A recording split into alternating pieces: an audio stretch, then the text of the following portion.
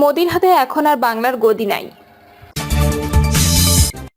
পুলিশকে পিটিয়ে হাতকড়া সহ পালালো ধর্ষণ মামলার আসামি। বিএনপির জনপ্রিয়তা নষ্ট করতে এক শ্রেণীর লোক মাঠে নেমেছে বললেন মির্জা আব্বাস। এবং সর্বশেষ জানাবো, বিএনপি ক্ষমতায় এলে শিক্ষার্থীদের সামরিক প্রশিক্ষণ বাধ্যতামূলক বলছেন মেজর হাফিজ। শুনছিলেন সংবাদ শিরোনাম, এবারে বিস্তারিত। মোদির হাতে এখন আর বাংলার গদি নাই।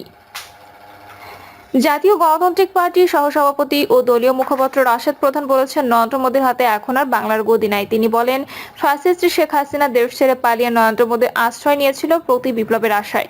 শেখ হাসিনা ভেবেছিল 14, 18 এবং 24 নির্বাচনের মতো ভারত সরকার তাকে ক্ষমতায় রাখার ব্যবস্থা করবে বাংলাদেশকে ভারতের করদরাজ্য বানানোর জন্য। কিন্তু শেখ হাসিনা বুঝতে পারে নাই আগস্টের 5 তারিখে বাংলার মাটিতে আওয়ামী লীগ এবং ভারতীয় আধিপত্যবাদের কবর রচিত হয়েছে।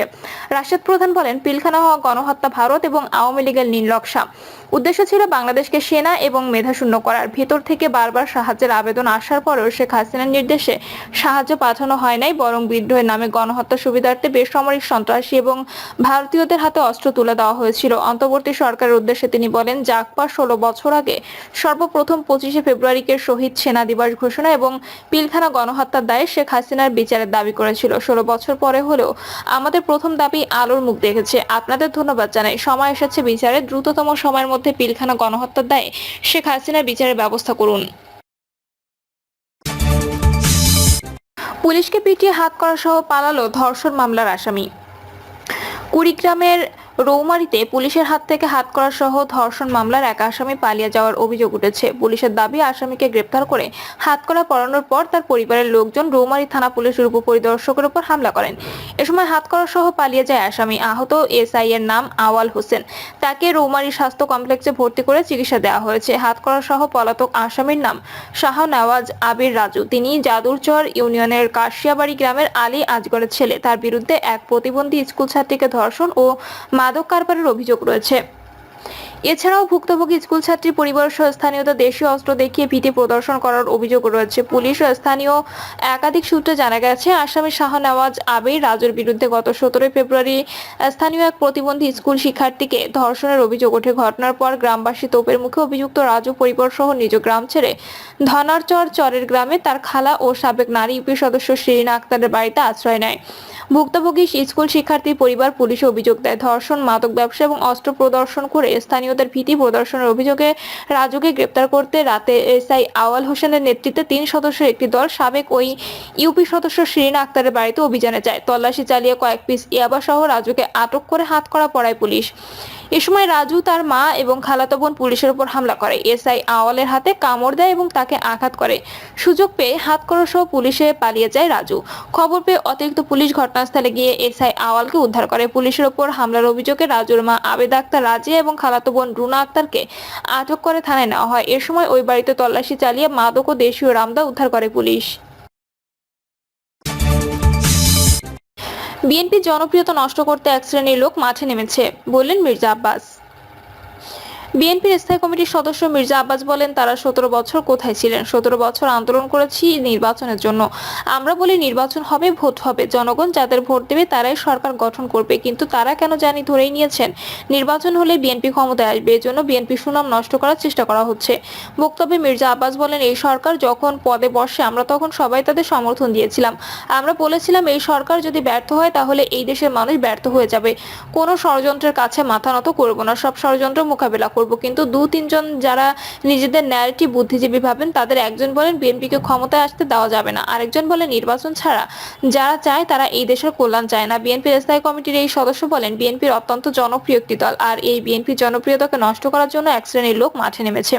তারা বিএনপির সুনামকে নষ্ট করতে চায়। আমাদের নেতা তারেক রহমান বিদেশ থেকে বারবার বলছেন, দেশ ও জাতির শৃঙ্খলা বজায় রাখুন, কোনো অপকর্মে লিপ্ত হবেন না। অনেকে শুনছেন না, কিন্তু দলের বদনাম করছেন, অপকর্ম করছেন। একজন আর বদনাম হচ্ছে বিএনপির। দ্রব্যমূল্যের নিয়ন্ত্রণের দাবিতে মির্জা আব্বাস বলেন, দ্রব্যমূল্যের কারণে মানুষ অতিষ্ঠ হয়ে পড়েছে, এটাকে সহনীয় পর্যায়ে রাখতে হবে। এজন্য সরকারকে বলতে চাই, আপনারা সংস্কার সংস্কার বলে কেন কান ঝালাপালা করে দিচ্ছেন, কিন্তু কি সংস্কার করছেন আমরা জানি না, কিন্তু হাতের সামনে যে সংস্কার আছে সেটা কেন করেন না আমি বুঝি না। এখনো শেখ হাসিনা সিন্ডিকেট পরিবর্তন হয়নি, সেই আগে সিন্ডিকেট রয়ে গেছে। এই সিন্ডিকেট দ্রব্যমূল্যের দাম কমতে দিচ্ছে না। সিন্ডিকেট না ভাঙলে দ্রব্যমূল্যের নিয়ন্ত্রণ করা যাবে না। দেশের বর্তমান অবস্থা নিয়ে তিনি বলেন, বর্তমান দেশের মানুষের অবস্থা খুব খারাপ। খুন, ডাকাতি, ছিনতাই ও লুটপাট অনেক বেড়ে গেছে। যারা বলে দিনের বেলায় যদি আমরা হাঁটতে না পারি, রাতের বেলায় আমরা কাউকে ঘুমাতে দেব না। ভারতে বসে আওয়ামী লীগের দালাল চক্র, আওয়ামী লীগের তথাকথিত নেতারা দেশকে অশান্ত করার জন্য চক্রান্ত করছে, কিন্তু যতই চক্রান্ত করেন এই দেশের মানুষের মনে শক্তি কখনো ভাঙতে পারবেন না, দেশের মানুষের ঐক্য বিনষ্ট করতে পারবেন না। দেশের মানুষ শান্তি চায় না। বাংলাদেশের মানুষ এত সহজে আপনাদের ভুলে যাবে এটা ভাবার সুযোগ নাই। বিএনপি ক্ষমতায় এলে শিক্ষার্থীদের সামরিক প্রশিক্ষণ বাধ্যতামূলক, বলছেন মেজর হাফিজ। বিএনপি ক্ষমতায় গেলে দেশের সব শিক্ষার্থীদের বাধ্যতামূলক সামরিক প্রশিক্ষণ দেওয়া হবে বলে জানিয়েছেন দলটির স্থায়ী কমিটির সদস্য মেজর হাফিজ উদ্দিন আহমেদ। মেজর হাফিজ উদ্দিন আহমেদ বলেন, পিলখানা হত্যাকাণ্ডের সঙ্গে বিদেশি শক্তি, প্রতিবেশী রাষ্ট্র অবশ্যই জড়িত। এর সঙ্গে ব্যর্থতা গ্লানি বহন করতে হবে তৎকালীন সেনা প্রধান মঈনুদ্দিন আহমেদ।